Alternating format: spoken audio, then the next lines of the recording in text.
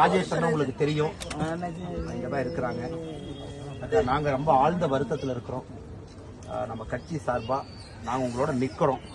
நாளை மறுநாள் ராஜேஷ் அண்ணன் எல்லா தலைவரும் வருவாங்க. எங்க சார்பா குடும்பத்துக்கு வந்து ஒரு 1 லட்சம் ரூபாய் காசோலை மூலமா முதல் கட்டமா கொடுத்துட்டு, இரண்டாவது உங்களுடைய குடும்பத்துக்கு மத்திய அரசு சார்பா ஒரு குடும்பத்துக்கும் திட்டத்தை கொண்டு வரும். ராஜேஷ் அண்ணா நமக்கு சொல்லுவாங்க, வீடு இல்லாதவங்களுக்கு என்ன நீங்க படிக்கணும், வீடு இல்லைங்கன்னா முத்ரா திட்டத்துல அவங்களுக்கு லோன் தேவையா, எல்லாமே ஃபர்ஸ்ட் செக்கை கொடுத்துட்டு ஒரு குடும்பத்தினுடைய சூழ்நிலையை பாருங்க.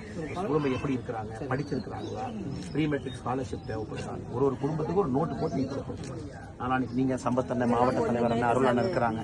ஆமாங்க, புரியுதுங்க. அதான் நாளானிக்கு முதல் கட்டமா காசோலை கொடுத்துறோம். ஆமா, புரிஞ்சுக்கிட்டேன். நாங்க ராஜேஷ் அண்ணன் தான் எல்லாமே தெரியும் உங்களுக்கு.